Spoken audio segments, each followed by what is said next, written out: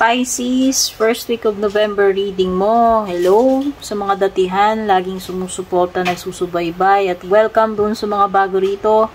Kung hindi pa po kayo nakaka-subscribe, please don't forget to subscribe sa aking YouTube. Palike and follow na rin po yung aking Facebook, Instagram, TikTok. Send lang po kayo ng PM sa aking FB page kung gusto nyo mag-book or mag-inquire about personal reading. Yung link at details na kailangan nyo nakalagay sa description nitong ating video. So, ito ay collective reading lamang po. Hindi tumutukoy sa isang tao lang. So, pangkalahatan, pangmaramihan. Kaya, maaaring hindi talaga tutugma para sa inyo itong reading na ito. Kunin lang ano yung nagre-resonate. Overall energy for you, Pisces, first week, you can overcome anything. Wow. Oh, you are indeed lucky and powerful itong first week ng November. Kasi walang hindi mo kakayanin eh. Walang hindi mo kayang daanan, lagpasan. Kung ano man daw obstacles yan, ma-overcome at ma-overcome. Anything. You can overcome anything. Possible outcome naman, you are strong beyond measure. So, related sila.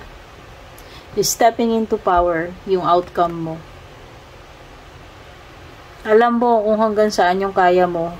Alam mo yung kakayahan mo, yung lakas mo, hanggang saan ka makakapag-endure, hanggang kailan. So, yun yung importante. Believing na kaya mo.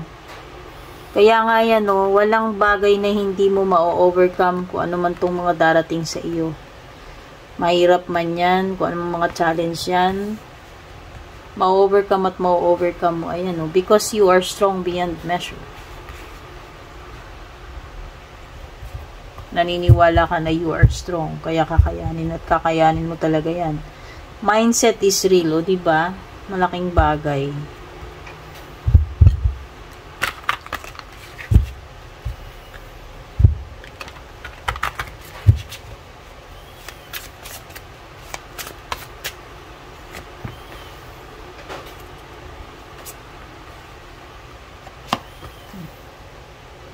Magtiwala ka lang sa instincts mo, Pisces, kung ano to nararamdaman mo, kung may kutob ka man, mga strong feelings dyan.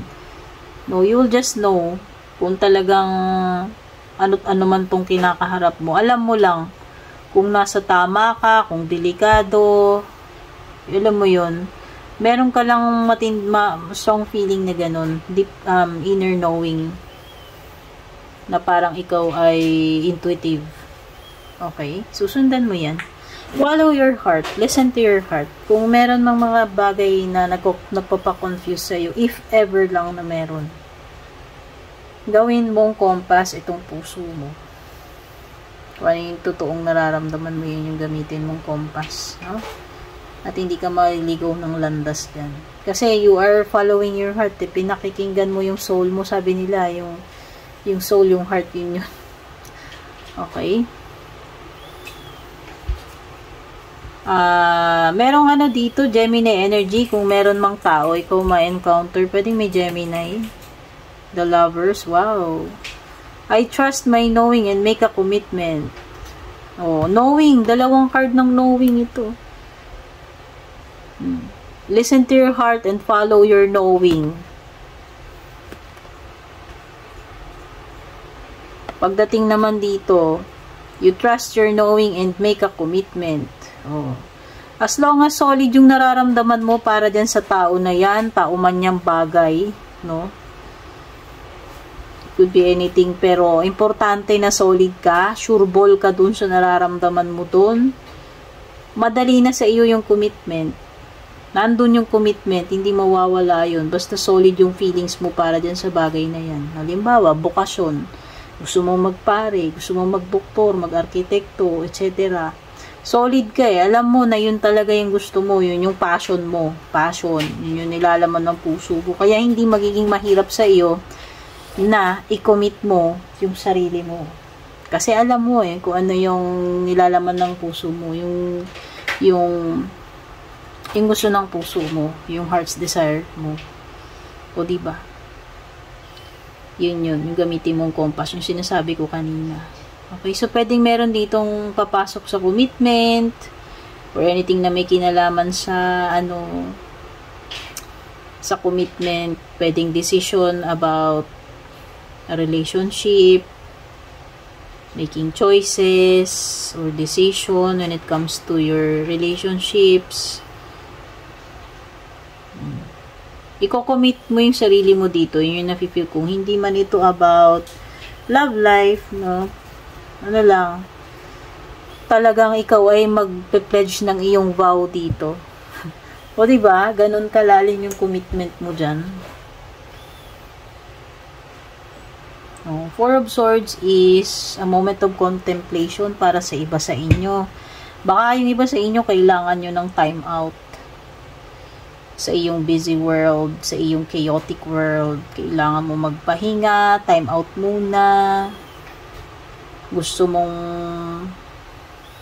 makarecover muna, o pwedeng yung iba ganun, if you're recovering from sakit o kung ano man. Eto yun, si Four of Swords. Kailangan mong mag-take ng rest. Break, time out, rest, recovery period, ito yun.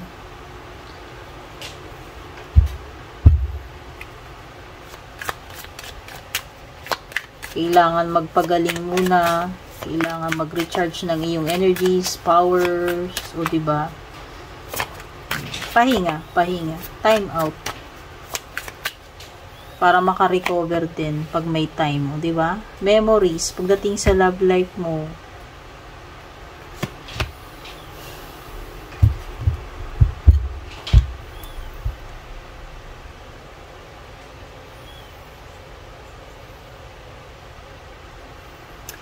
May mga hindi pa rin nagkakaroon ng linaw dito para sa iyo about this person. It could be a past person kasi may mga memories dito. Okay? So, pwedeng hanggang ngayon hindi mo pa rin nakakalimutan yung mga nangyari. At meron pa rin mga bagay-bagay about you and this person na hindi pa rin naisisiwalat or nabibigyan ng clarity.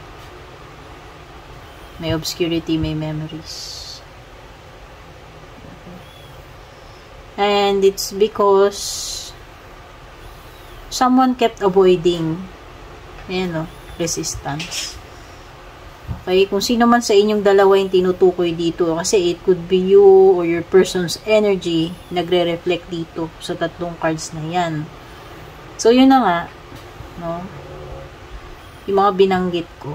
Pwedeng hindi pa rin klaro para sa iyo yung mga bagay-bagay. May mga bumabalik-balik sa na mga memories dito. Nare-remind ka. Kaya lang talagang meron dito resistance from this person. No, pwedeng sa side niya, hindi niya dineklara lahat, may hindi siya inamin, may hindi siya inadmit, sinabi, no? Yun, siya yung nagkikip hindi ikaw. So, ano pa? Pisces. Dagger. Fear, worries, tense situations. Uy. Gaya ng sinabi ni Overcoming Obstacles, kahit ano pa itong kaharapin mo, ayan, ng mga tense na sitwasyon dyan, you can overcome anything at magi-emerge ka dito na victorious. Ayan, you are strong. Kakayanin at kakayanin mo yan. Walang hindi ka kakayanin dyan. Kahit ano pa to, sinasabi niya may mga fear, worry, yakang-yaka mo lang yan. Leg, stepping into a new experience. Tumapat do sa lover. So, baka papasok ka into a new relationship.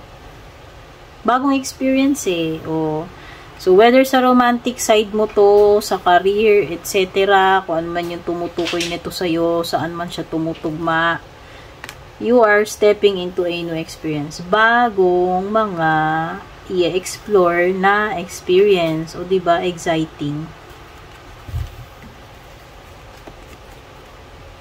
The most difficult part of a situation is over. Ano ba tao? Ano ba sabi ko? Diba, nagre-recover ka na dyan. At, ayan o, mga ebidensya na kinaya mo, dear. Diba, ganun kakastig. Lahat ng bagay kaya mo. Yun yung conclusion mo, outcome mo eh.